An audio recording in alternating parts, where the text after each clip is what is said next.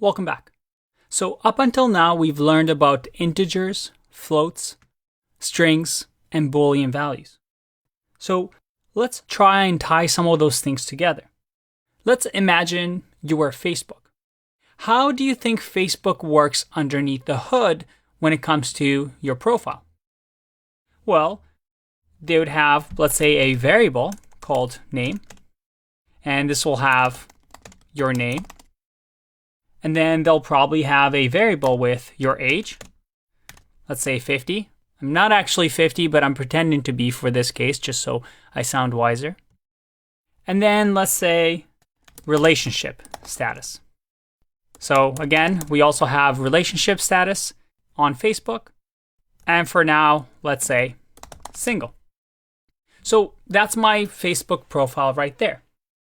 Now, if we wanted to perhaps change that, let's say my relationship status all of a sudden goes from single to it's complicated. Well, that's an easy fix. We would just do relationship status equals to it's complicated. And remember, because of the single quote, we'll have to do backslash it's complicated. And now if I print my relationship status, you'll see that it's been updated to it's complicated. I am no longer single. Hooray! But this is pretty simple. Let's do something more complicated. And this is going to be a fun exercise. Let's create a program that guesses your age. Let's use the input method that we've seen before. Remember, the input method allows us to type something in here and receive it as input. So we can assign that to a variable. So let's say this variable is going to be birth year, and that's going to equal the input that's going to ask when or what year were you born. Now from here, I want you to pause the video and try to solve this yourself. How can you make it so that at the end of this program, you're going to get asked, what year were you born? You're going to type in your year, and then it's going to print out your age is whatever the age is. So pause the video, try and solve this on your own. Mind you, there is a bit of a trick in here. So if you get stuck, try to Google around and figure out what the issue may be. Again, part of being a programmer is trying to solve these problems that you don't know the answers to. All right, let me show you my solution. We have our birth year here that we're going to store in a variable. And now we're going to calculate the age. I'm going to say age equals, well, it's going to equal the current year, let's say 2019. And then 2019 here is going to get subtracted from whatever the birth year that you entered. So let's enter that. And then we're simply going to say print your age is, and we want to use an F string here. So I'm going to add an F here, and then simply say age. If I run this, I get what year were you born? I was born in 1986. We get an error. And if you try this yourself, you may have encountered this error.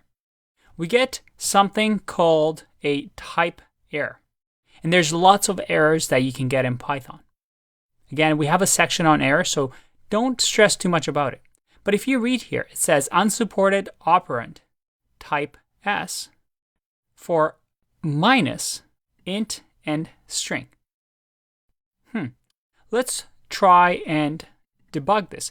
It looks like we're using minus on an integer and a string.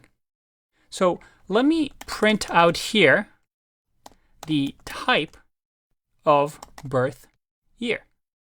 If I run this and let's enter 1986, I get class string.